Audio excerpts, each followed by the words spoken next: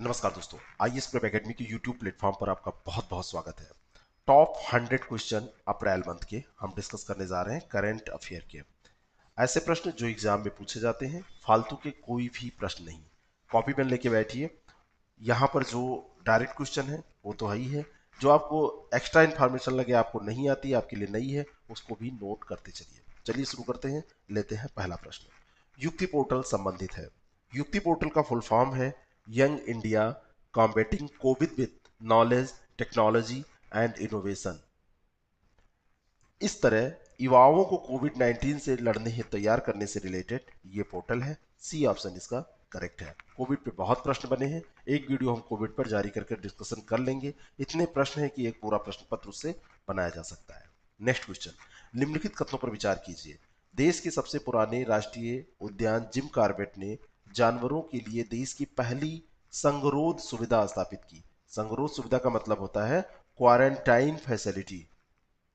Corona में जो पीड़ित लोग होते हैं या जिन पे डाउट होता है कि ये पीड़ित हो सकते हैं, इनमें कुछ सिम्टम्स हैं, उनको क्वारंटाइन किया जाता है। तो अगर जानवरों में ये फैल जाए तो क्या हो, इस तरीके से क्वारंटाइन फैसिलिटी उनके लिए भी जरूरी होती है। तो ये पहला स्टेटमेंट तो बिल्कुल सही है। दूसरा है Jim Corbett park Uttar Pradesh में स्थित है। ये गलत है, ये उत्तराखंड में स्थित है, और उत्तराखंड का जो पौड़ी गढ़वाल क्षेत्र है वहां पर ये स्थित है। तो दूसरा यहाँ पर गलत हो जाएगा, केवल एक सही हो जाएगा। ए ऑप्शन इसका करेक्ट है।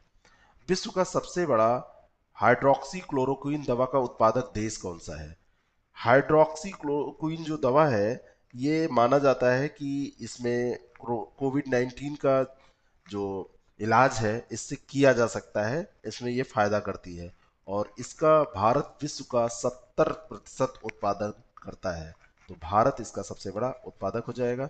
बी ऑप्शन इसका करेक्ट है। पंगियो भुजिया नामक भूमिगत मछली की प्रजाति खोजी गई है। पंगियो भुजिया एक ऐसी मछली की प्रजाति है जो ईल, आप जानते हैं ना, ईल सांप की तरह होती है, सांप की तरह मछली होती है, पानी में पाई जाती है। मछली है तो पानी में तो पाई जाएगी। तो ये खोजी गई है कहाँ पर? केरल में। केरल में ये खोजी गई है, कोझिकोड जिले में इसको खोजा गया है, और भूमिगत वातावरण के लिए रहने के लिए ये अनुकूल है। बी ऑप्शन इसका करेक्ट हो जाएगा। देश का प्रथम राजकीय खेल विश्वविद्यालय कहाँ पर स्थापित होगा?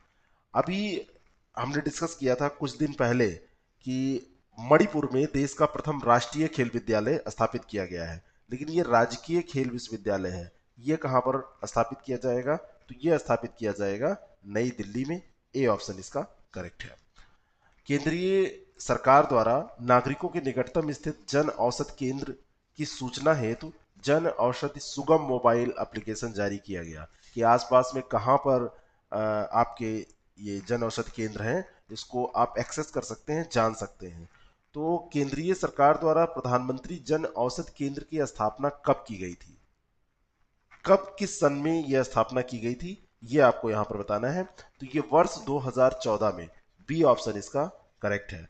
सभी के लिए सस्ती कीमतों पर गुणवत्ता युक्त दवाएं उपलब्ध कराने के उद्देश्य से प्रधानमंत्री जन औषधि केंद्र की स्थापना की गई थी। Bureau of Pharma Public Sector Undertakings of India, PPPI इसको बोलते हैं, वही इसका संचालन करता है। बी ऑप्शन इसका करेक्ट हो जाएगा, 2014। आर्थिक विशेषज्ञों द्वारा प्रयोग में लिए जाने वाले शब्द हेलीकॉप्टर मनी को सर्वप्रथम किसके द्वारा प्रयोग किया गया था? हेलीकॉप्टर मनी का सबसे पहले आप मतलब समझिए। हेलीकॉप्टर मनी का मतलब है कि पैसों की बारिश कर देना। मान लीजिए कि आप सो रहे हैं, सुबह सुबह उठे और आप देखें कि अपनी खिड़की से, बालकनी से देखें कि पैसे बरसाए जा रहे हैं हेलीकॉप्टर के द्वारा। कहने का मतलब जब पैसों की कमी हो जाती है तो पैसे ऐसे बरसा के उनको पूरा करना, इस तरीके का ये कंसेप्ट है। और ये कंसेप्ट सबसे पहले प्रयुक्त किया था मिल्टन फ्रीडमैन ने 1969 में मिल्टन फ्रीडमैन जी ने यह कंसेप्ट का प्रयोग किया था। हेलीकॉप्टर से पैसे छोड़ने का दृष्टांत उन्होंने ऐसे लिखा था अपनी एक किताब में। हाल ही में भारत में तेलंगाना के मुख्यमंत्री के चंद्रशेखर राव हैं। उन्होंने राज्य सरकारों को आर्थिक विकास को पुनर्जीवित करने के लिए इस अवधारणा का सुझाव दिया। कहने का मतलब पैसे की मात्रा बढ़ाने की बात इसमें की गई कि जनता तक उसकी पहुंच हो, जिससे कि ये लॉकडाउन के कारण जो प्रभाव पड़ा है इससे निजात पाया जा सके। Next question. हाल ही में आयोजित G20 असाधारण ऊर्जा मंत्रियों की आभासी बैठक में भारत का प्रतिनिधित्व किसने किया? आभासी बैठक हुई है, सबसे पहले आप ये जान लीजिए। ये वर्चुअल मीटिंग थी G20 की, क्योंकि वैसी कोई भी मीटिंग अंतर्राष्ट्रीय स्तर पर नहीं चल रही है, क्योंकि कहीं जाना अलाउ ही नहीं है, फ्लाइट्स ही सारी बंद हैं कोविड-19 के चलते, लॉकडाउन के चलते। तो धर्मेंद्र प्रधान ने इसमें भारत का प्रतिनिधित्व किया। डी ऑप्शन इसमें करेक्ट है। G20 की ये बैठक थी और इस बैठक को सऊदी अरब में बुलाया गया था, तो वहीं से वर्चुअल मीटिंग ये मतलब स्थापित की गई और उसी से लोगों ने बातचीत अपनी की। भारतीय रिजर्व बैंक के किस पूर्व गवर्नर को IMF प्रमुख क्रिस्टीना जॉर्जिवा के बाहरी सलाहकार के रूप में शामिल किया गया है? कौन है ये जिनको क्रिस्टीना जॉर्जिया के ग्रुप में शामिल किया गया है, एक्सटर्नल एडवाइजरी ग्रुप में शामिल किया गया है? और इनका नाम है रघुराम राजन। इनके नाम से आप परिचित होंगे। बी ऑप्शन इसका करेक्ट है। रघुराम राजन हमारे यहाँ RBI के गवर्नर रह चुके हैं, पूर्व गवर्नर, और वर्तमान समय में शिकागो विश्वविद्यालय में प्रोफेसर के रूप में कार्य कर रहे हैं। 12 लोग इसमें चुने गए हैं, जिनमें से एक ये भी हैं। भारत में किस राज्य ने प्लास्टिक की थैलियों पर सर्वप्रथम प्रतिबंध लगाया था? अभी हाल में क्या हुआ, हिमाचल प्रदेश सरकार ने प्लास्टिक कचरा मुक्त करने के लिए प्रदेश को रिसाइकिल न होने वाले प्लास्टिक को खरीदने का निर्णय लिया। 1999 की बात है। 1999 में हिमाचल प्रदेश सरकार ने ही भारत में सबसे पहले थैलियों पर प्रतिबंध लगाया था। डी ऑप्शन इसका करेक्ट है। वर्तमान समय में भारत में कच्चे तेल को सामरिक पेट्रोलियम भंडार के रूप में कहाँ नहीं रखा जाता है? मंगलौर कर्नाटक, विशाखापट्टनम आंध्र प्रदेश, पादुर कर्नाटक, यहाँ पर रखा जाता है। डिगबोई असम में यहाँ पर नहीं रखा जाता है। डी ऑप्शन इसका करेक्ट है। ये हमारा कैसा भंडार होता है? सामरिक भंडार होता है। जब भी सब इधर उधर से खत्म हो जाए, पेट्रोल कहीं से ना आ पाए, तो हम इसका उपयोग कर सकें, युद्ध में उपयोग कर सकें, वैसे उपयोग कर सकें, इसलिए ये बनाया जाता है। 5.33 मिलियन टन कच्चे तेल का ये हमारा भंडार है। केंद्र सरकार द्वारा जब तेलों की मांग बढ़ जाती है, तो इसको मैनेज करने के लिए इसका प्रयोग किया जाता है। अगला प्रश्न, अंतरराष्ट्रीय मानव अंतरिक्ष यात्री दिवस प्रतिवर्ष किस तिथि को आयोजित किया जाता है? 12 अप्रैल 1961 की बात है। सोवियत संघ के यूरी गागरिन द्वारा वोस्तोक फर्स्ट, इसका नाम क्या था? Vostok first. यूरी गागरिन का नाम तो आपने सुना ही है। इसके द्वारा अंतरिक्ष में पहले मानव उड़ान को सफल बनाया गया था। तो वोस्तोक फर्स्ट की जो ये 12 अप्रैल 1961 की यात्रा थी, उसी की याद में 12 अप्रैल को अंतर्राष्ट्रीय मानव अंतरिक्ष यात्री दिवस मनाया जाता है। सी ऑप्शन इसका करेक्ट है। मानव संसाधन विकास मंत्रालय द्वारा देश में ऑनलाइन शिक्षा को बढ़ावा देने हेतु किस अभियान को संचालित किया जा रहा है? ये अभियान है भारत पढ़े ऑनलाइन। देखिए धीरे धीरे क्या होगा, लगभग जो भी पढ़ाई हो रही है छोटे बच्चों को छोड़कर 90% तक इसी से कवर होगी। और ये एक अच्छा माध्यम है। मान लीजिए आप लॉकडाउन में घर पर हैं या कहीं भी हैं, आपके पास बुक्स नहीं है, तब भी आप आसानी से पढ़ाई कर सकते हैं। आप नोट्स उस पर पा सकते हैं, PDF रीडर पे उसको पढ़ सकते हैं, वीडियोस देख सकते हैं, कंसेप्ट आप क्लियर कर सकते हैं, कोई भी चीज़ आसानी से आप एक दूसरे से पूछ सकते हैं। ये ऑनलाइन माध्यम की सबसे बड़ी विशेषता है। तो केंद्रीय मानव संसाधन विकास मंत्रालय द्वारा ऑनलाइन शिक्षा को बढ़ावा देने के लिए भारत पढ़े ऑनलाइन एक सप्ताह का ये अभियान संचालित किया गया था और इससे यही प्रोत्साहन दिया जा रहा है कि ऑनलाइन गतिविधियां बढ़ें पढ़ाई के क्षेत्र में। मुल्ला पेरियार बांध किन दो राज्यों के बीच विवाद का विषय है? मुल्ला पेरियार बांध केरल के पेरियार नदी पर बना है। सबसे पहले आप ये ध्यान रखिए कि ये जो बना है वो पेरियार रिवर पे बना है और पेरियार रिवर केरल में बहती है। 881 मीटर ये ऊंचा बांध है और केरल के इडुक्की जिले में स्थित है। 87 से 1895, 1887 से 1895 के बीच में ये निर्मित किया गया था। तमिलनाडु और केरल के बीच में ये विवाद का विषय रहता है। तो तमिलनाडु और केरल के बीच में, डी ऑप्शन यहाँ पर करेक्ट है।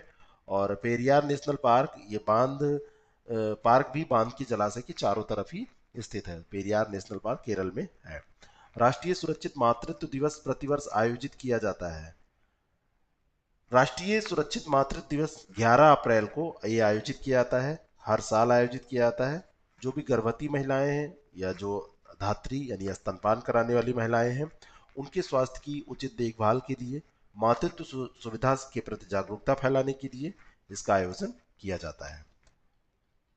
अगला प्रश्न है, गामोसा आमतौर पर कपड़े का एक सफेद आयताकार टुकड़ा होता है जिसमें मुख्य रूप से तीन तरफ लाल बॉर्डर, यानी कि तीन तरफ लाल बॉर्डर हो गया। ये जो गामोसा है मान लीजिए तो एक दो तीन तरफ लाल बॉर्डर इसमें होता है और चौथे तरफ लाल बुना हुआ रूपांकन होता है, एक तरफ कुछ बुना हुआ रूपांकन इसमें होता है। ये कहाँ से संबंधित है? ये संबंधित है असम से। सी ऑप्शन इसका करेक्ट हो जाएगा। असम के लोगों के लिए एक बहुत महत्वपूर्ण ये वस्तु है और कपड़े का एक सफेद आयताकारी टुकड़ा नुमा होता है और जिसमें मुख्य रूप से तीन तरफ से जो विशेषता इसमें दी है लाल बॉर्डर और चौथे तरफ ये लाल बुना हुआ रूपांकन होता है। ठीक है, तो ये ध्यान रखिएगा। अगला प्रश्न, अरब देशों के साथ संचालित सैन्य कार्रवाई का नाम क्या है जिसे यमन में शांति बहाली के लिए चलाया गया? क्या नाम है वो शांति कार्रवाई का? जो ये ऑपरेशन होते हैं ये पूछे जाते हैं। वर्ष 2015 में यमन में शांति बहाली के लिए सऊदी अरब ने अपने नेतृत्व में हस्तक्षेप करके एक मतलब अरब गठबंधन कहलाता है जिसने सऊदी अरब के नेतृत्व में हस्तक्षेप इसमें किया था यमन में शांति बहाली के क्षेत्र में। और इस सैन्य कार्रवाई का उपनाम था ऑपरेशन डेसिसिव स्टॉर्म।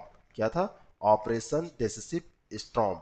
और अभी क्या हुआ है, 9 अप्रैल 2020 को सऊदी अरब के नेतृत्व वाले गठबंधन ने यमन में संघर्ष विराम की घोषणा की है। तो एक प्रश्न यहां पर और ये बन रहा है कि संघर्ष विराम की घोषणा कब की? तो ये की है 9 अप्रैल को।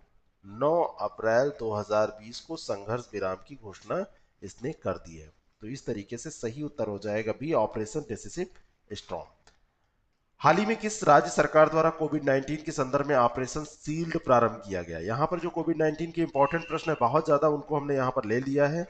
ऑपरेशन सील्ड जो प्रारंभ किया गया था इसका फुल फॉर्म था सीलिंग होम क्वारंटाइन, एच से होम क्वारंटाइन, और आइसोलेशन आइसोलेटेड रहना, और आवश्यक आपूर्ति है ना, जो भी आवश्यक आपूर्ति है उसको पूरा किया जाना, और स्थानीय स्वच्छता और डोर टू डोर चेक, इन चीज़ों को मिलाकर ये सील्ड था। और सीएम जो है दिल्ली के अरविंद केजरीवाल जी ने इसको टीवी पे जब लॉन्च किया था मैंने देखा था। तो ये नई दिल्ली, सी ऑप्शन इसका करेक्ट हो जाएगा। भारतीय मानक ब्यूरो के अनुसार पेयजल मानकों में यूरेनियम की अधिकतम अनुमेय सीमा क्या है? यानी कि कितना यूरेनियम अगर पानी में है तो उसको पिया जा सकता है, ये निर्धारित किया गया है 0.03 mg पर लीटर, मिलीग्राम पर लीटर। डी ऑप्शन इसका करेक्ट है। ये भारतीय मानक ब्यूरो के अनुसार है और इससे ज़्यादा अगर होती है तो आपका जल प्रदूषित माना जाएगा। उसके लिए आप आरओ का यूज करिए या जो भी उपाय अपनाइए। State of the World Nursing Report जारी की गई, किसके द्वारा ये रिपोर्ट जारी की गई? ये रिपोर्ट जो है WHO, international council of nurse, जिसको ICN भी कहते हैं, और नर्सिंग नाउ अभियान, इन तीनों ने मिलकर जारी किया। ये इंपॉर्टेंट है कि आप इसको याद रखें। और ये जो रिपोर्ट है इसमें कुछ चिंता के क्षेत्र व्यक्त किए गए वैश्विक स्तर पर प्रत्येक क्षेत्र में, और भीतर विभिन्नताओं के साथ प्रति 10,000 लोगों पर 36.9 नर्सें हैं। अफ्रीका क्षेत्र की तुलना में अमेरिका में लगभग 10 गुना ज्यादा नर्सें हैं। भारत की स्थिति भी बहुत सही नहीं है। तो इस तरीके से आपको इस रिपोर्ट से या ऐसी जो रिपोर्ट्स आती हैं उससे ये पता चलता है कि हमारी स्वास्थ्य की स्थिति क्या है। शिक्षा से संबंधित आती है तो शिक्षा से स्थिति हम रिलेट कर पाते हैं दूसरे देशों से कि उसकी स्थिति क्या है, तो अपने देश में हम सुधार कर सकते हैं, ये पता चलता है। रवांडा नरसंहार का संबंध किससे है? रवांडा नरसंहार दिवस अभी मनाया गया 7 अप्रैल को। 7 अप्रैल को रवांडा नरसंहार दिवस मनाया गया। 6 अप्रैल 1994 की बात है, किगली में हवाई जहाज पर बोर्डिंग के दौरान रवांडा के राष्ट्रपति हेबू अरिमाना और बुरुंडिया के राष्ट्रपति सिप्रेन की हत्या कर दी गई थी और उसके बाद में वहां पर नरसंहार शुरू हुआ था। करीब 100 दिन तक ये चला था और माना जा रहा है कि इसमें 5 से 10 लाख लोग, कभी 5 लाख कभी 10 लाख की रिपोर्ट आती है कि इसमें मारे गए। कहने का मतलब काउंटिंग ही नहीं है, इतने ज्यादा लोग मारे गए। तो ये जो दो ग्रुप हैं जिनसे ये संबंधित था, तुतसी और हुतू समुदाय, तुतसी और हुतू समुदाय से ये रिलेटेड था। निम्नलिखित कथनों पर विचार कीजिए। पहला स्टेटमेंट, विश्व होम्योपैथी दिवस प्रतिवर्ष 10 अप्रैल को आयोजित किया जाता है। क्या ये बात सही है? 10 अप्रैल को इसका आयोजन किया जाता है और होम्योपैथी के संस्थापक थे फ्रांस के doctor Christian Friedrich Samuel Hahnemann. क्या ये बात सही है? ये बात सही इतनी तक है कि ये संस्थापक doctor Christian Friedrich Samuel Hahnemann थे, या तो सही है, लेकिन ये फ्रांस के नहीं थे। ये कहाँ के थे? ये जर्मनी के थे। होम्योपैथ की दवाएं जब आप लेते हैं तो आप कहते हैं जर्मन दवा दे दीजिए, ऐसे रिलेट करके इसको याद कीजिए ना।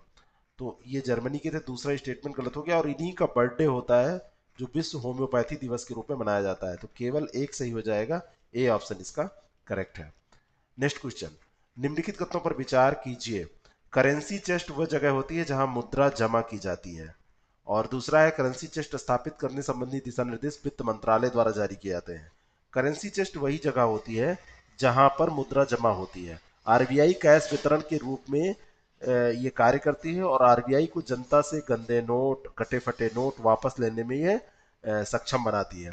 ये जो करेंसी चेस्ट होती है, हाल में भारतीय रिजर्व बैंक ने नई मुद्रा चेस्ट स्थापित करने के दिशा निर्देश जारी किए हैं।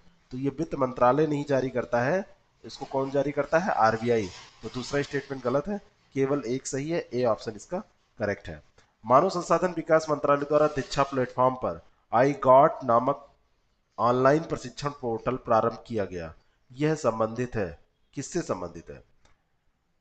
ये जो पोर्टल है इसका जो अभी 9 अप्रैल 2020 को मानव संसाधन विकास मंत्रालय द्वारा शुभारंभ किया गया, ये ऑनलाइन प्रशिक्षण पोर्टल फ्रंटलाइन श्रमिकों की क्षमता निर्माण को बढ़ावा देने के लिए शुरू किया गया है। इन जो श्रमिक हैं, फ्रंटलाइन श्रमिक जो हैं, फ्रंटलाइन श्रमिक में आते हैं नर्स, पैरामेडिक्स, स्वच्छता कार्यकर्ता और टेक्नीशियन, डॉक्टर, दाई, ये लोग। तो फ्रंट लाइन श्रमिकों की क्षमता निर्माण से इसका संबंध है, उसी के लिए इसको शुरू किया गया है, ए ऑप्शन इसका करेक्ट है। भारतीय रिजर्व बैंक के अनुसार वित्तीय वर्ष 2020-21 की दूसरी तिमाही में उपभोक्ता मूल्य सूचकांक कितना रहने का अनुमान है? उपभोक्ता मूल्य सूचकांक दूसरी तिमाही में भारतीय रिजर्व बैंक ने कहा कि 4.8% से कम रहेगा। 9 अप्रैल 2020 को ये रिपोर्ट जारी की गई, तभी ये अनुमान लगाया गया। और जो उपभोक्ता मूल्य सूचकांक यानी सीपीआई है, सीपीआई की अनुमानित सहजता का अर्थ ये है कि सकल मांग आगे कमजोर होगी, और यही अनुमान ये लगाया गया है किसके द्वारा? आरबीआई के द्वारा। और उपभोक्ता मूल्य सूचकांक में उपभोक्ता वस्तुओं और सेवाओं जैसे खाद्य, परिवहन और चिकित्सा देखभाल की कीमतों का औसत भार लिया जाता है। इसी की औसत भारित करके इसका वैल्यू जो निकाला जाता है उसी के आधार पर ये बनाया जाता है। तो सी ऑप्शन इसका करेक्ट हो जाएगा। नेक्स्ट क्वेश्चन, राष्ट्रीय विषाणु अध्ययन संस्थान नेशनल इंस्टीट्यूट ऑफ वायरोलॉजी कहां पर स्थित है? कोविड 19 के कारण यह भी प्रश्न आपसे पूछा जा सकता है। ये स्थित है महाराष्ट्र के पुणे में, और इसकी जो स्थापना हुई थी ये 1952 में हुई थी। बी ऑप्शन इसका करेक्ट है। अंतर्राष्ट्रीय आपराधिक पुलिस संगठन इंटरपोल का मुख्यालय स्थित है, कहां पर स्थित है? इंटरपोल की स्थापना 1923 में की गई थी, 7 अप्रैल 1923 को। 7 अप्रैल 1923 को स्थापित। ये एक चीज ये भी आपको ध्यान रखना है कि वियना में स्थापना हुई थी, और इसका मुख्यालय वियना में नहीं है, इसका मुख्यालय है लियोन में। वियना पड़ता है ऑस्ट्रिया में, ऑस्ट्रेलिया नहीं, ऑस्ट्रिया में। और जो लियोन पड़ता है ये पड़ता है कहां पर? फ्रांस में। बी ऑप्शन इसका करेक्ट है, ध्यान रखना। करेंसी और गोल्ड रिवॉल्यूशन अकाउंट संबंधित है, किससे संबंधित है? करेंसी और गोल्ड रिवॉल्यूशन अकाउंट पहले आप समझिए होता क्या है। आरबीआई के पास जो सोना मौजूद होता है और उसके पास जो विदेशी मुद्रा मौजूद होती है, यानी कि मौजूद सोना और मौजूद विदेशी मुद्रा, इसकी कुल कीमत, इस अकाउंट की कुल कीमत होती है, वो इसी अकाउंट में रखा जाता है। और इन दोनों संपत्तियों की कीमत में उतार चढ़ाव से इस अकाउंट की कीमत घटती बढ़ती भी रहती है। तो इसका संबंध किससे है? रिजर्व बैंक ऑफ इंडिया से। ए ऑप्शन इसका करेक्ट है। भारतीय राष्ट्रीय राजमार्ग प्राधिकरण द्वारा वित्तीय वर्ष 2019 में कुल कितने किलोमीटर राजमार्ग का निर्माण कराया गया?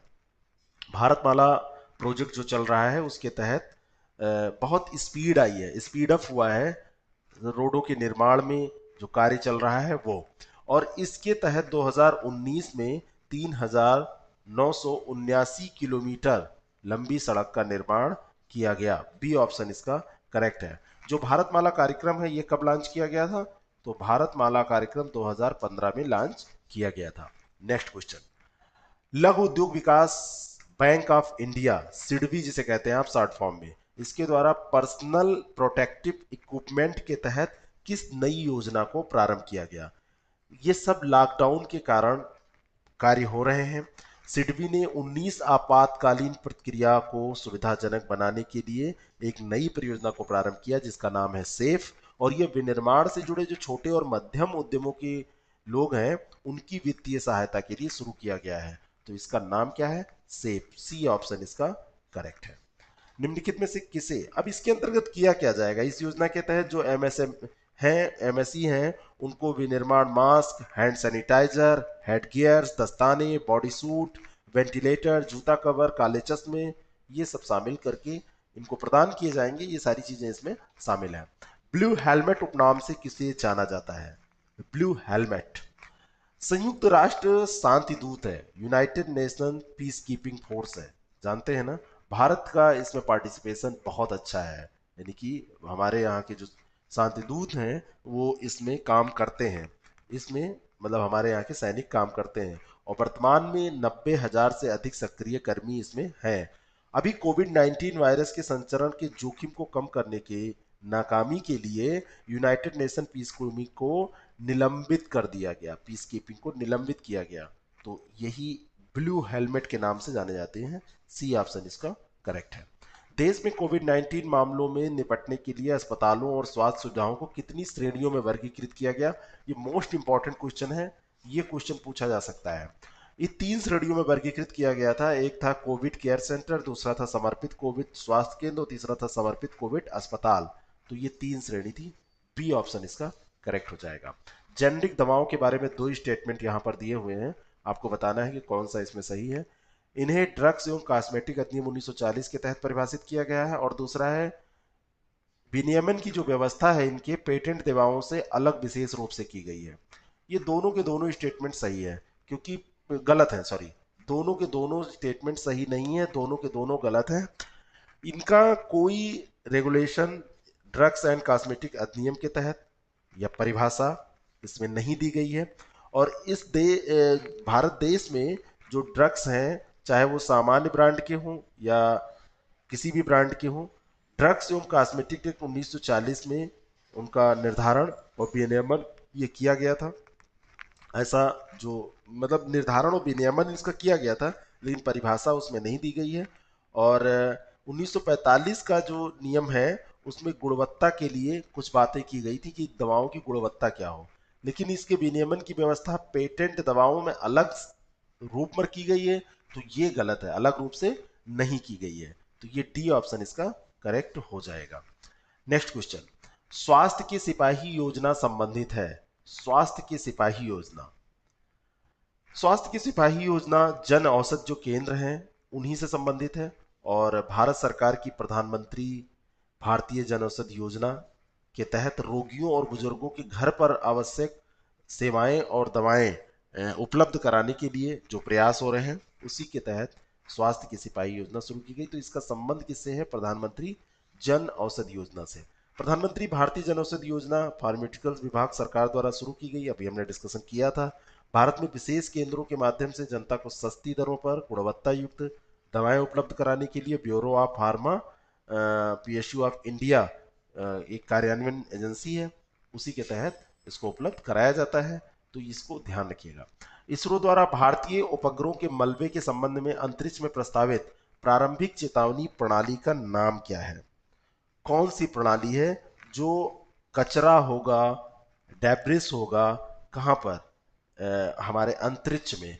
तो इसरो उसके लिए जो डेवलप कर रही है यह है प्रोजेक्ट नेत्र। डी ऑप्शन यहां पर करेक्ट है।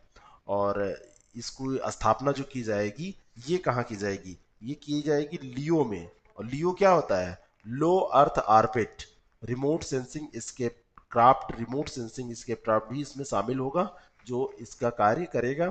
और मलबा जो होता है अन्य जो और खतरे होते हैं उनसे सुरक्षित रहने के लिए एक चेतावनी प्रणाली यह है, और ये चेतावनी जारी करने में सक्षम रहेगा।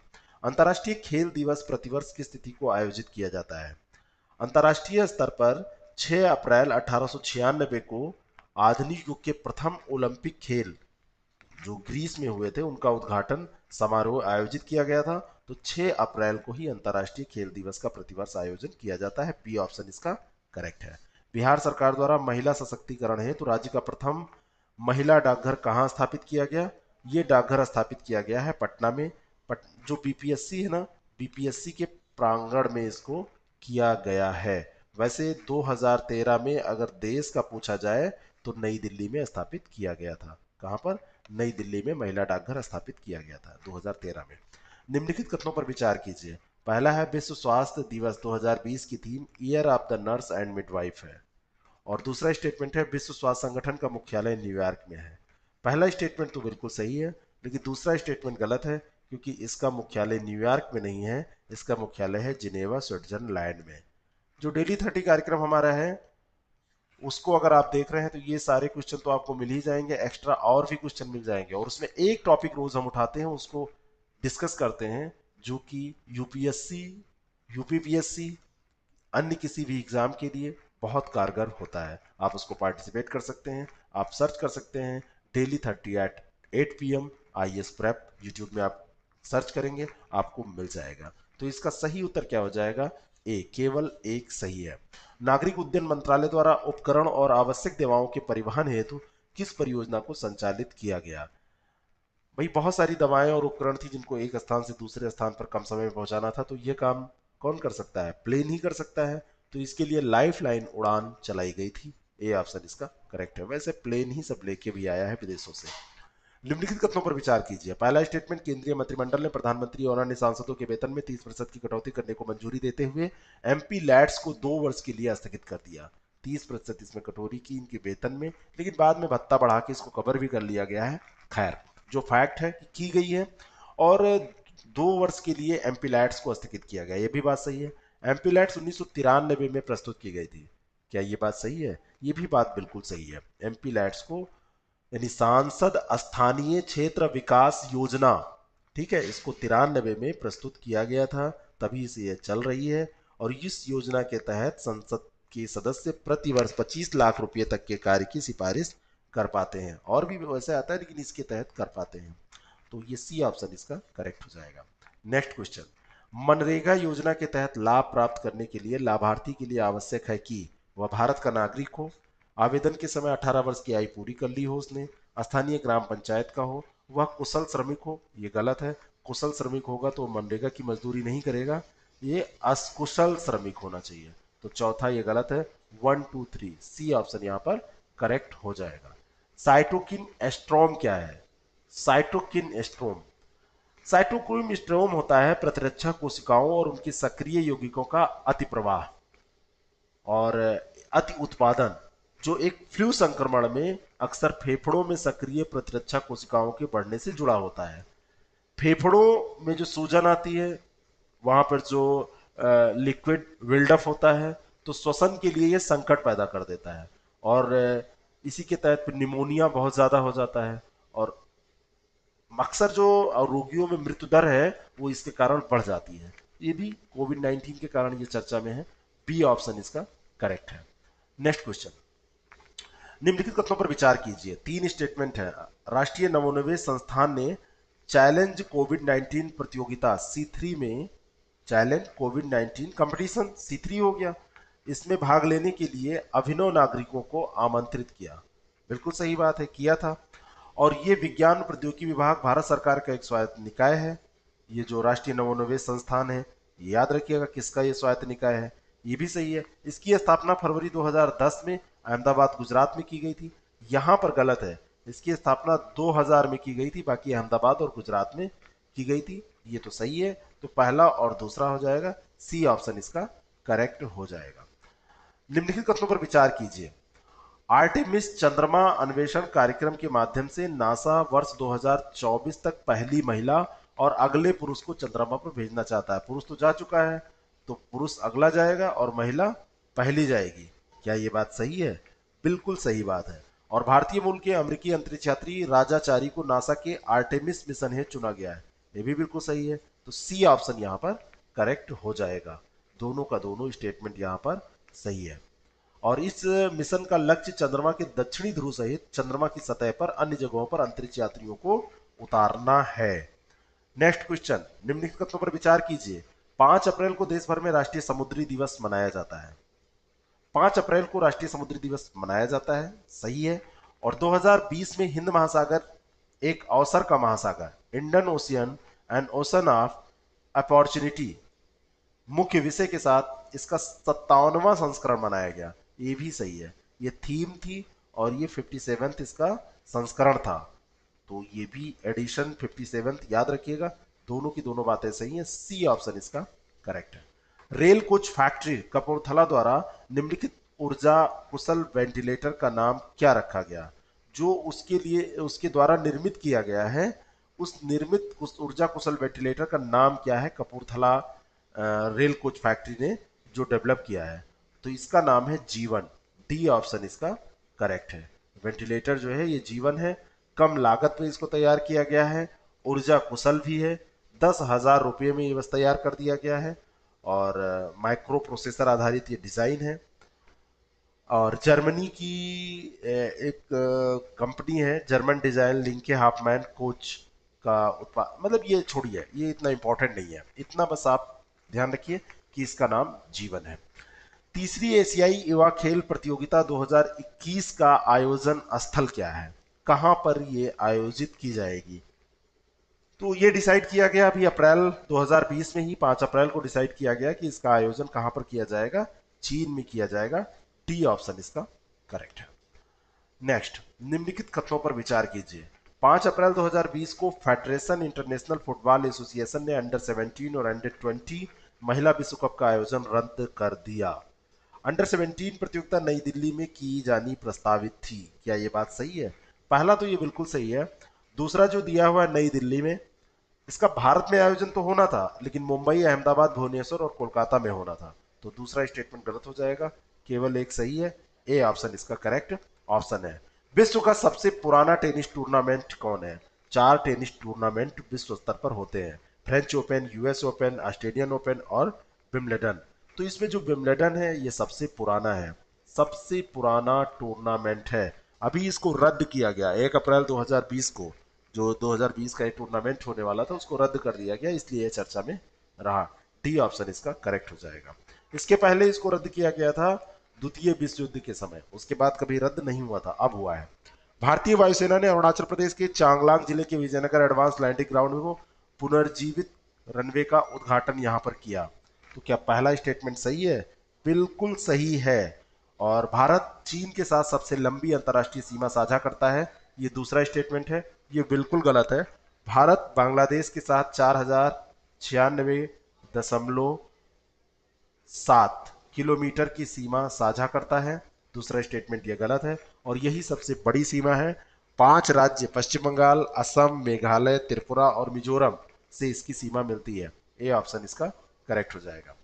नेक्स्ट क्वेश्चन, किस परियोजना के तहत आईआईएससी बैंगलोर के वैज्ञानिकों द्वारा स्वदेशी वेंटिलेटर विकसित किया गया? उस परियोजना का नाम क्या था? The name of that project, उसका नाम क्या था? ये प्रोजेक्ट था प्रोजेक्ट प्राण। बी ऑप्शन यहां पर करेक्ट हो जाएगा, प्रोजेक्ट प्राण। और 2 अप्रैल 2020 को इसको किया गया और दबाव सेंसर का उपयोग करके इसको बनाया गया है, दबाव सेंसर का उपयोग करके। हाल ही में राष्ट्रपति रामनाथ कोविंद के सचिव के रूप में किसकी नियुक्ति की गई? इनके सचिव के रूप में नियुक्ति की गई है कपिल देव त्रिपाठी की। आईएएस हैं, 1980 बैच के, और संजय कोठारी का वो स्थान लेंगे। संजय कोठारी अब अलग कहीं चले गए, अभी हम इस पे डिस्कस करेंगे प्रश्न। तो कपिल देव त्रिपाठी संजय कोठारी का स्थान लेंगे, उनकी जगह पे ये आ जाएंगे। और फरवरी में इनको अभी क्या घोषित किया गया है? मुख्य सतर्कता आयुक्त के तौर पर और पेट्रोलियम और प्राकृतिक गैस मंत्रालय में सचिव के तौर पर काम कर रहे थे कपिल देव त्रिपाठी। तो यहां पर सही उत्तर क्या हो जाएगा? डी। भारत में कोरोना से मुक्त होने वाला पहला राज्य कौन सा है? कौन सा स्टेट है जो फर्स्ट ऑफ ऑल कोरोना से मुक्त हुआ, ऐसी घोषणा उसने की? तो ये है गोवा। गोवा के बाद में और 2 स्टेट है जिसने घोषणा की है, वो कौन से हैं वो भी जान लीजिए।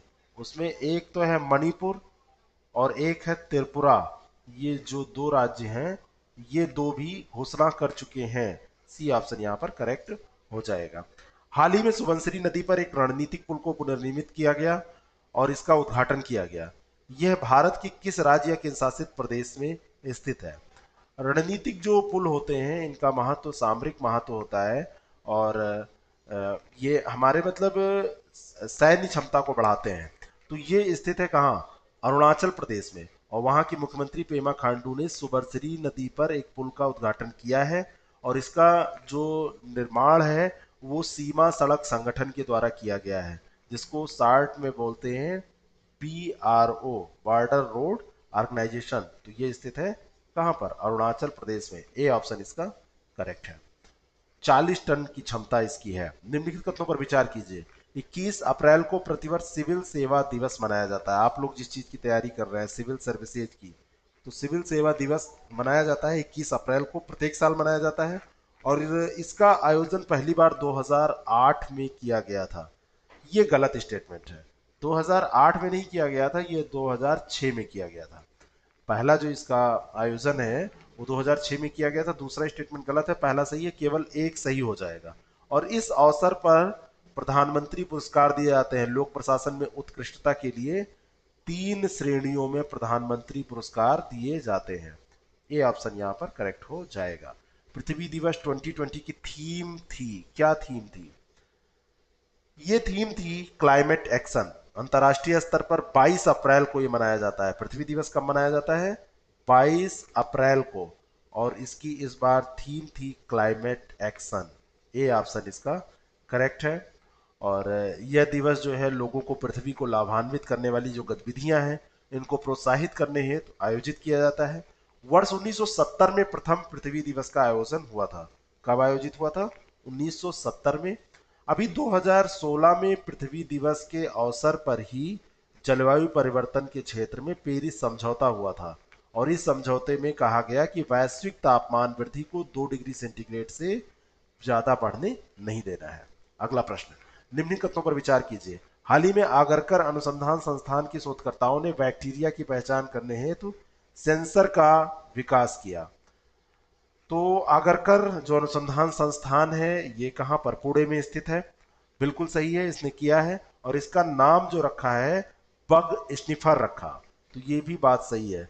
जो ये बैक्टीरिया की पहचान के लिए सेंसर बनाया गया है इसका नाम है बग स्निफर। और बग स्निफर के माध्यम से 1 मिलीमीटर के नमूने में मात्र 10 बैक्टीरिया कोशिकाओं के होने पर भी, बैक्टीरिया कितने छोटे होते हैं, बहुत सूक्ष्म होते हैं, 10 भी अगर होंगे तब भी ये जांच करने में 30 मिनट के अंदर ये सक्षम है कि 30 मिनट में ये जांच कंप्लीट कर लेगा। सी ऑप्शन इसका करेक्ट है। नेक्स्ट क्वेश्चन, मुदिएट्टू जो अमूर्त सांस्कृतिक विरासत की राष्ट्रीय सूची में शामिल है, ये किस राज्य से संबंधित है? इसका संबंध किस राज्य से है? ये अनुष्ठान थिएटर और एक नृत्य है जिसका संबंध है कहां से? केरल से। सी ऑप्शन इसका करेक्ट है। इंटेजिबल कल्चर हेरिटेज की राष्ट्रीय सूची जो लॉन्च की गई, तो उसी में राष्ट्रीय सूची का जो ये मतलब लिस्ट जो जारी की उसमें ये था। और इसका उद्देश्य क्या होता है? जो हमारी अमूल विरासत है, अमूर्त विरासत है, उसमें भारतीय संस्कृति की जो विविधता है उसको नई पहचान दिलाना और उसको संरक्षित रखना। अगला प्रश्न, वैज्ञानिक विश्लेषण के अनुसार पेट कोक में कार्बन प्रतिशत कितना होता है? पेट कोक में जो कार्बन प्रतिशत होता है वो 80 से 90% के बीच होता है। यहाँ पर 80% मैक्सिमम दिया हुआ है, तो ये 80% आप टिक करिए, 90% तक भी पाया जाता है। ए ऑप्शन यहाँ पर करेक्ट हो जाएगा। पेट्रोलियम से जो कोक निकलता है उसे पेट कोक कहा जाता है। कार्बन समृद्ध होता है, तेल शोधन के दौरान इसको प्राप्त किया जाता है। नेक्स्ट क्वेश्चन, निक्षय पोषण योजना किस रोग से संबंधित है? वर्ल्ड हेल्थ ऑर्गेनाइजेशन ने अभी वैश्विक तपेदिक रिपोर्ट जारी की 2019। इस रिपोर्ट के अनुसार भारत पिछले वर्ष तपेदिक के रोगियों की संख्या में कमी करने में अच्छा कार्य करने में सक्षम रहा है और 50,000 रोगी इसके कम हो गए हैं। तो इसका संबंध है तपेदिक रोग से, ट्यूबरक्लोसिस से। बी ऑप्शन इसका करेक्ट है। ठीक है, आगे हम बात करते हैं। निम्नलिखित कथनों पर विचार कीजिए। पहला स्टेटमेंट, विश्व यकृत दिवस प्रतिवर्ष 29 अप्रैल को मनाया जाता है। क्या ये सही है? 29 अप्रैल को नहीं मनाया जाता है, ये मनाया जाता है 19 अप्रैल को। तो पहला स्टेटमेंट तो गलत हो गया। दूसरा है कि वर्ष 2020 में आयोजित विश्व यकृत दिवस का विषय था, थीम थी rights new waves in liver diagnosis staging and treatment. तो ये इसका जो थीम था, जो विषय था, ये तो सही दिया हुआ है। बी ऑप्शन यहां पर करेक्ट हो जाएगा। अगला प्रश्न, खाद्य प्रसंस्करण उद्योग मंत्रालय द्वारा संचालित ऑपरेशन ग्रीन्स में किस खाद्य फसल को शामिल नहीं किया गया है? जिसको नहीं शामिल किया गया वो बताना है। टमाटर है, प्याज है, आलू है, मशरूम को इसमें शामिल नहीं किया गया है। और 2018-19 का जो बजट था उसमें 500 करोड़ की रुपए की लागत से ऑपरेशन ग्रीन को शुरू किया गया था।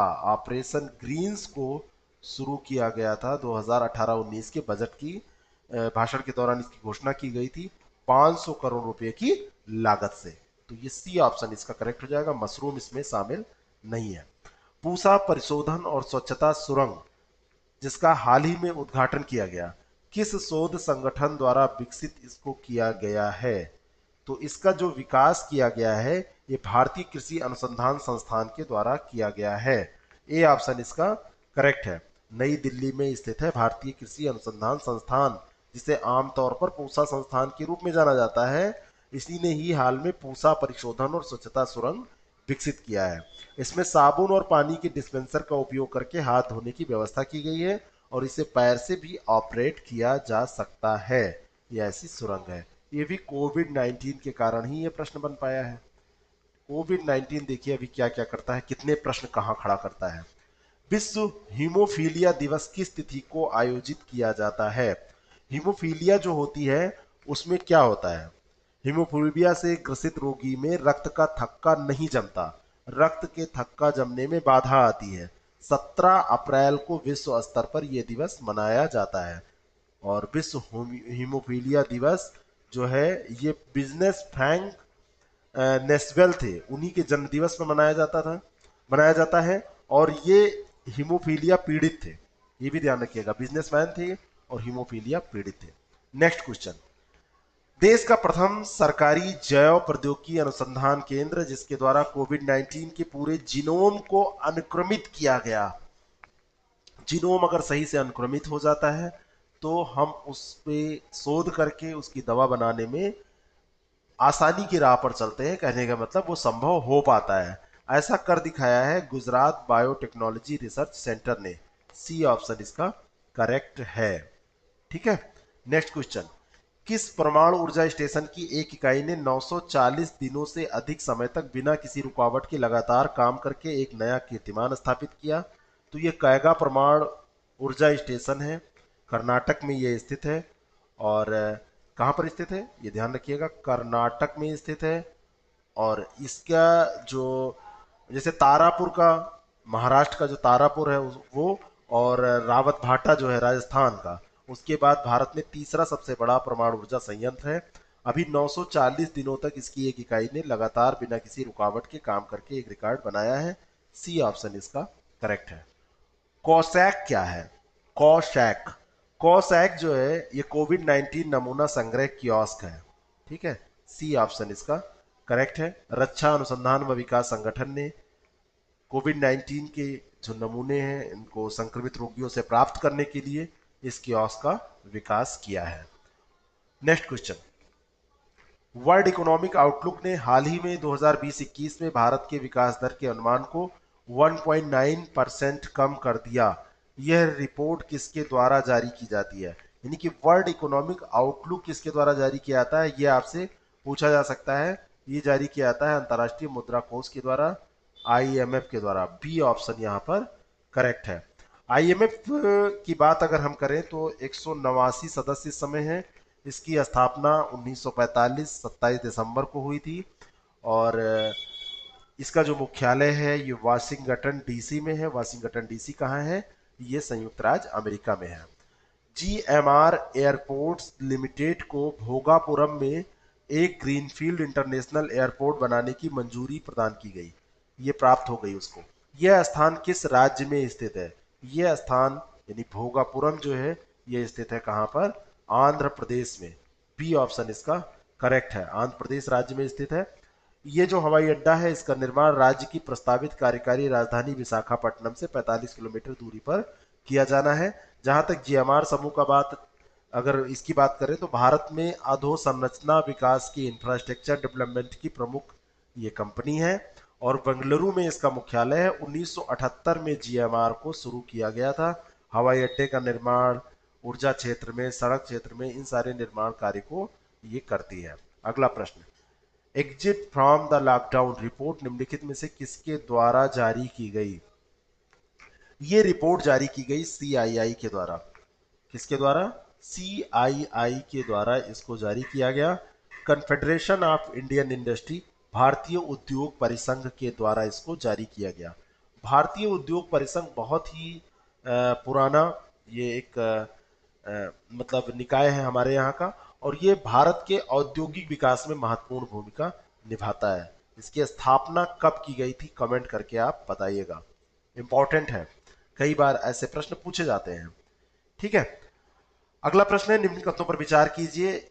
एससीआई सैट उपग्रह ओजोन परत पर शोध के लिए विकसित किया गया था और इसका विकास यूरोपीय स्पेस एजेंसी द्वारा किया गया। अगला स्टेटमेंट है, इसका जो ओजोन परत पर शोध के लिए विकसित किया गया, ये स्टेटमेंट तो बिल्कुल सही है, लेकिन इसका जो विकास है वो किसके द्वारा किया गया?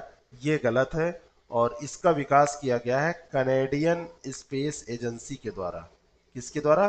कनेडियन स्पेस एजेंसी के द्वारा। तो दूसरा स्टेटमेंट गलत है, केवल एक सही हो जाएगा, ए ऑप्शन इसका करेक्ट हो जाएगा। एशियन बॉक्सिंग चैंपियनशिप की मेजबानी के लिए किस देश को चयनित किया गया? एशियन बॉक्सिंग चैंपियनशिप नवंबर दिसंबर 2020 तक इसकी मेजबानी भारत कर रहा है, तो ये भारत है, डी ऑप्शन इसका करेक्ट है।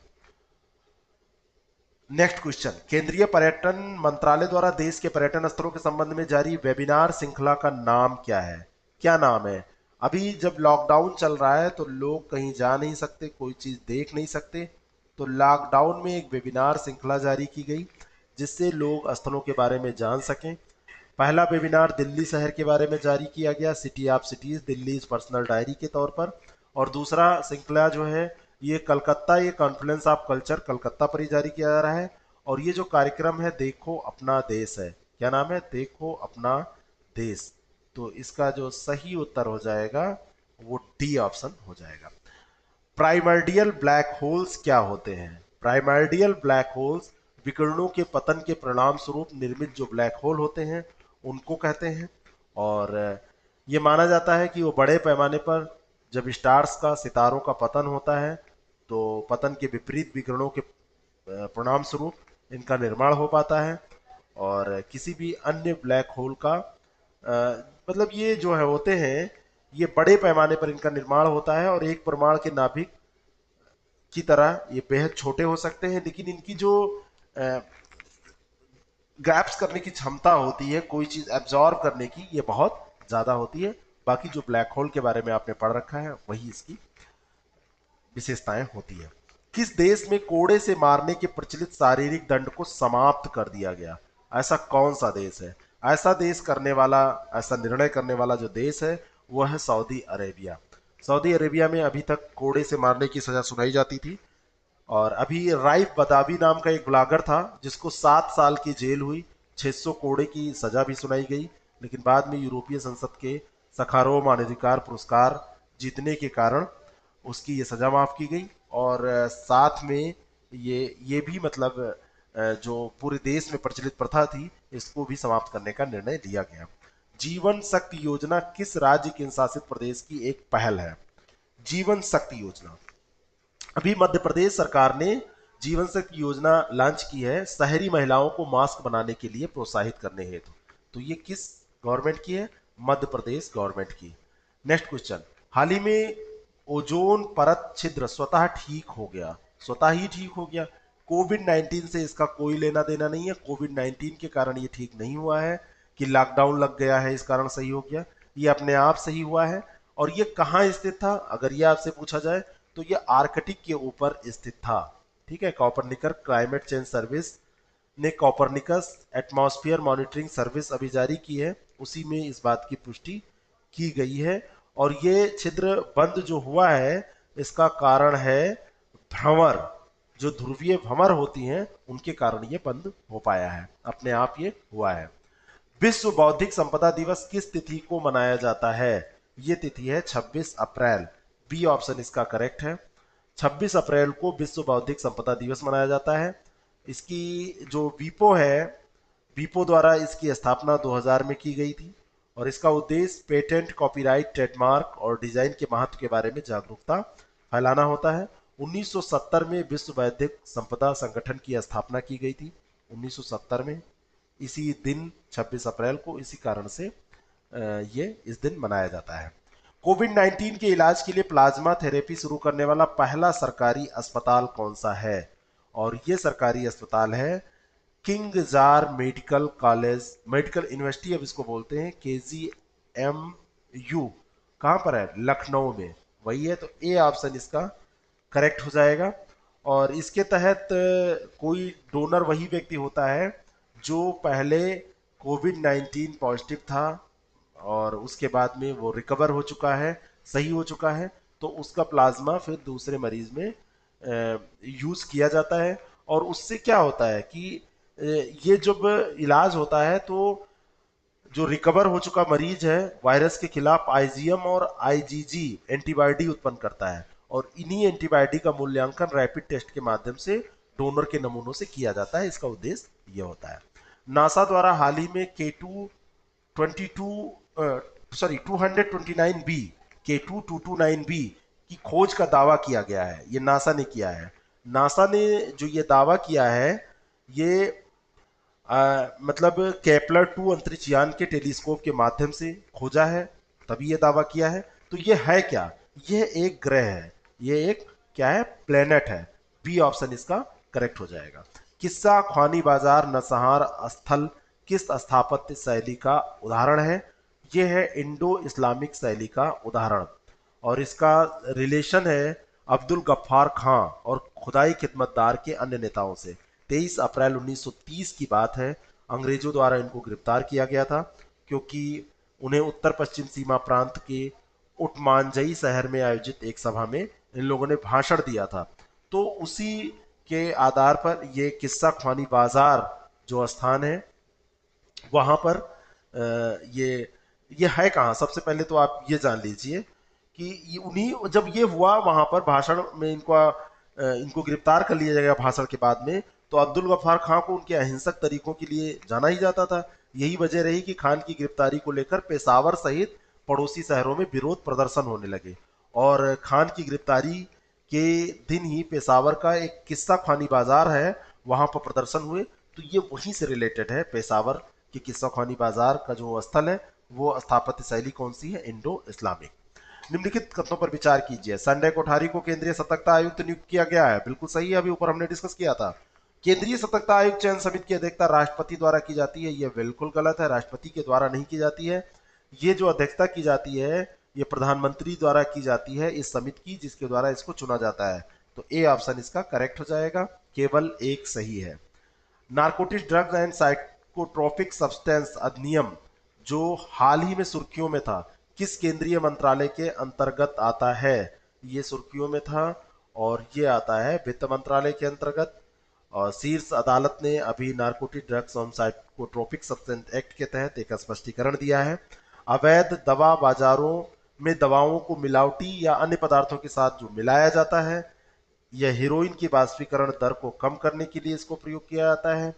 तो इस तरीके की जो गतिविधियां होती हैं उन्हीं को कंट्रोल करने के लिए 23 अप्रैल 2020 को भारत के सर्वोच्च न्यायालय ने कहा कि प्रतिबंधित दवा मिश्रण की मात्रा के आधार पर अपराधी की सजा तय की जाएगी, ना कि शुद्धता के आधार पर, है ना, क्या वो कृत कर रहा है इसके आधार पर। ए ऑप्शन इसका करेक्ट है। लाइसेनिया करेज जिनका हाल ही में निधन हुआ वो क्या थे?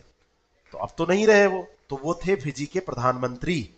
डी ऑप्शन यहां पर करेक्ट है। क्या थे? फिजी के प्रधानमंत्री। अभी नहीं थे, 2000 से 2006 के बीच में ये फिजी के प्रधानमंत्री रह चुके थे। फिजी के 6th PM के रूप में इन्होंने काम किया था सोक सोको दुआतानी लेब नियोआ पार्टी, उसके ये संस्थापक हैं। वर्ष 1891 के एंग्लो मणिपुर युद्ध के संबंध में मणिपुर में किस दिवस का आयोजन किया जाता है? ये दिवस है खोंगजोम दिवस। 23 अप्रैल 2020 को ये दिवस आयोजित किया गया। 1891 में मणिपुर में एंग्लो मणिपुर युद्ध के लड़ने वाले योद्धाओं को श्रद्धांजलि देने के लिए यह आयोजित किया जाता है। एंग्लो मणिपुर ब्रिटिश सरकार और मणिपुर साम्राज्य के बीच में एक संघर्ष हुआ था जो 31 मार्च 1891 से 27 अप्रैल 1891 के बीच में चला था। तो ये सी ऑप्शन यहाँ पर करेक्ट हो जाएगा। चीनी राष्ट्रीय अंतरिक्ष एजेंसी द्वारा हाल ही में अपने मंगल अन्वेषण मिशन को क्या नाम दिया गया? और इसका नाम दिया गया तियानवेन फर्स्ट। पूरी दुनिया कोविड में परेशान है और चीन अपना मिशन छोड़ने के लिए परेशान है, और तियानवेन जो फर्स्ट है ये नाम दिया गया है सीएनएसए के द्वारा, राष्ट्रीय जो अंतरिक्ष प्रशासन है चीन का। तियानवेन का अर्थ होता है स्वर्गीय प्रश्न।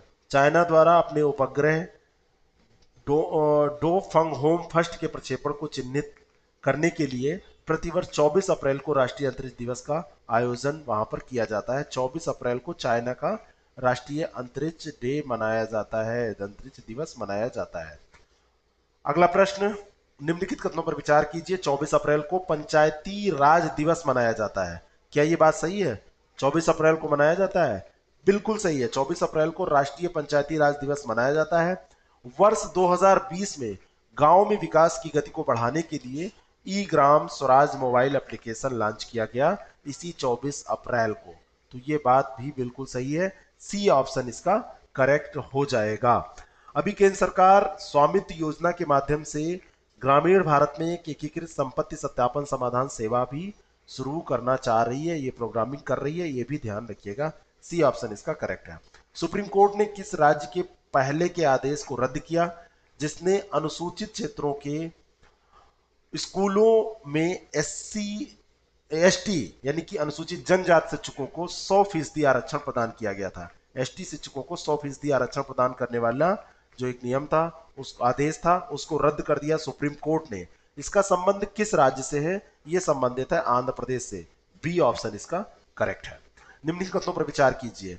पीवी सिंधु को आईएम बैडमिंटन अभियान का राजदूत नामित किया गया, जो कि विश्व चैंपियन है पीवी सिंधु, बिल्कुल सही है। और यह अभियान विश्व ओलंपिक संघ द्वारा शुरू किया गया, ये बिल्कुल गलत है। ये ओलंपिक संघ के द्वारा नहीं, यह बैडमिंटन वर्ल्ड फेडरेशन के द्वारा शुरू किया गया है।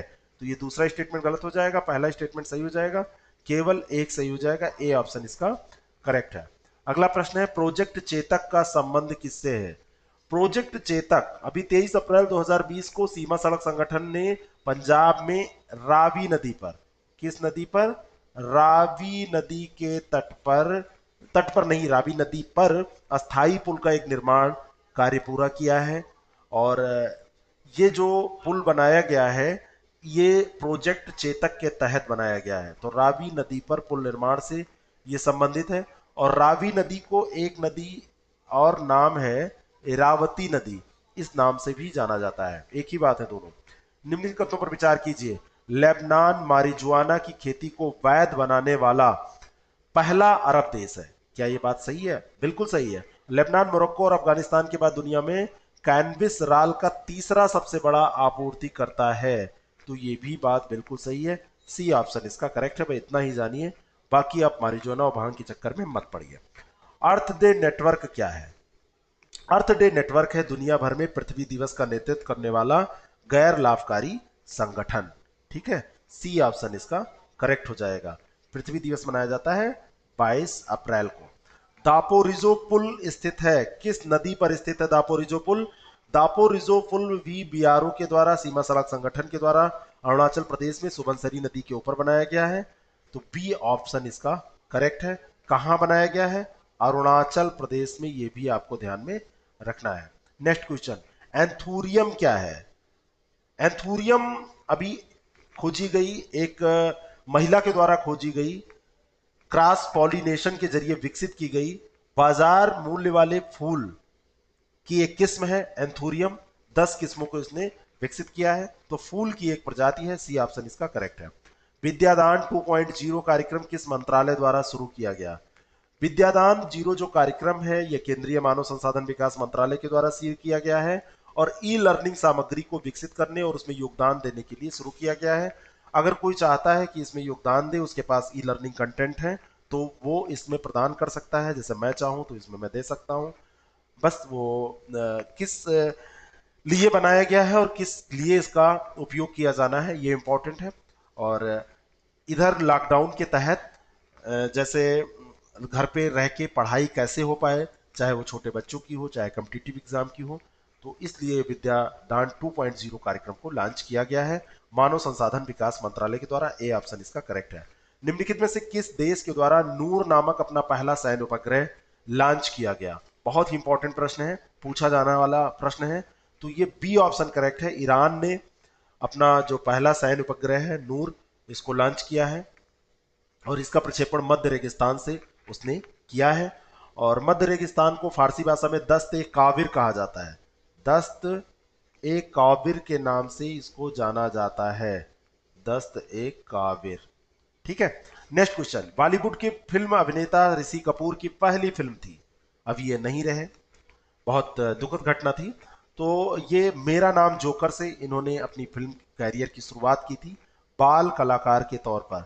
लेकिन अगर देखा जाए ये वयस्क होने के बाद पहली फिल्म इन्होंने कौन सी की थी, तो ये बॉबी थी। वैसे पहली फिल्म तो मेरा नाम जोकर ही थी। और एक और अभिनेता हमारे बीच में नहीं रहा, इरफान खान, मेरा सबसे पसंदीदा अभिनेता। फिल्मी कैरियर की शुरुआत इन्होंने किस फिल्म से की थी? ये फिल्म थी सलाम बॉम्बे। बॉलीवुड की फिल्म थी सलाम बॉम्बे। बॉलीवुड के अलावा सलमान खान ने और भी कई हमारे यहाँ की कई फिल्मों में काम, मतलब कई राज्यों की फिल्मों में काम किया है, मराठी फिल्मों में काम किया है। इसके अलावा इन्होंने हॉलीवुड की फिल्मों में भी काम किया है, यह आपको ध्यान में रखना चाहिए। बहुत ही उम्दा कलाकार, एनएसडी के पढ़े हुए कलाकार जिनको एक्टिंग आती थी। ठीक है, सी ऑप्शन यहां पर करेक्ट हो जाएगा। चलिए नेक्स्ट क्वेश्चन, निम्नलिखित में से कौन सा सही सुमेलित है? स्थापना या लागू होने का वर्ष उसके आगे दिया हुआ है। ग्रीन क्लाइमेट फंड 2010 बिल्कुल सही है। क्योटो प्रोटोकॉल 1997 में आया था, 2012 में लागू हुआ, ये भी सही है। पेरिस समझौता 2015 में लागू हुआ, ये भी बिल्कुल सही है। तो उपयुक्त सभी इसमें सही हैं। डी ऑप्शन इसमें बिल्कुल करेक्ट है। अभी केंद्रीय पर्यावरण वन और जलवायु परिवर्तन मंत्री श्री प्रकाश जावड़ेकर ने भारत का प्रतिनिधित्व किया है पीटरबर्ग क्लाइमेट डायलॉग के 11वें सत्र में भाग लेकर। ठीक है, तो उसी कारण से यह प्रश्न सेट किया गया। डी ऑप्शन इसका करेक्ट हो जाएगा। अंतिम प्रश्न, टॉप 100 का, हाल ही में किसी अपने विवादित नक्शे में लद्दाख के हिस्सों को चीनी क्षेत्र के रूप में दिखाया? ऐसा कौन ये संगठन है जो ऐसी बदमाशी कर रहा है? कोविड में भी डब्ल्यूएचओ कहीं ना कहीं चीन के पंजे में आ गया, सिकंजे में आ गया और उसने बहुत सारी रिपोर्टें गलत जारी की। तो यह है विश्व स्वास्थ्य संगठन। इसने अभी क्या किया, एक विवादित नक्शा जारी किया जिसमें लद्दाख के हिस्से को चीनी क्षेत्र के रूप में दिखा दिया और इस क्षेत्र को बिंदीदार रेखा के रूप में, कलर कोड के रूप में दिखाया। और जम्मू कश्मीर और पाकिस्तान के कब्जे वाले जो कश्मीर क्षेत्र है इसको बिंदीदार रेखा के रूप में दिखाया गया है। और बिंदीदार रेखा से पता चलता है कि यह क्षेत्र एक विवादित क्षेत्र है। वैसे चीन की मत पूछिए, चीन तो अरुणाचल प्रदेश के कुछ हिस्से को भी क्या कहता है कि ये किसके, ये तिब्बत का भाग है और तिब्बत तो हमारा है। समझ रहे हैं आप वो क्या कहना चाहता है? बी ऑप्शन इसका करेक्ट है। पहुंचा दीजिए इस पोस्ट को हर एक स्टूडेंट के पास, लाइक का बटन जरूर दबा दीजिए। और ऐसे ही अगर अच्छे प्रश्नों को हर सब्जेक्ट में आप प्रैक्टिस करना चाहते हैं, जीएस की अच्छी तैयारी करना चाहते हैं, किसी भी एग्जाम के लिए, आरओ, यारो, बीईओ, यूपीपीसीएस के लिए या किसी अन्य परीक्षा में आप इसका उपयोग कर पाए तो कर सकते हैं। तो हमारे पास टेस्ट सीरीज है, हमारी टीम ने मिलकर तैयार किया है, उसको आप ज्वाइन करके अपनी प्रैक्टिस को अच्छा कर सकते हैं, अपने एग्जाम को इस तरीके से बना सकते हैं कि आपको एग्जाम लगे कि ये तो बड़ा आसान है। Thank you very much, all the best. इसको शेयर करना मत भूलिएगा और लाइक का बटन जरूर दबाइएगा। बाकी आपका स्वागत है डेली 30 प्रोग्राम में। रोज 8 बजे शाम को मैं आपको उसमें मिलता हूं और उसमें डिस्कस करता हूं एक टॉपिक और डेली का current affair. Topic important topic होता है जीएस के लिए, जहां से परीक्षाओं में प्रश्न पूछे ही जाते हैं।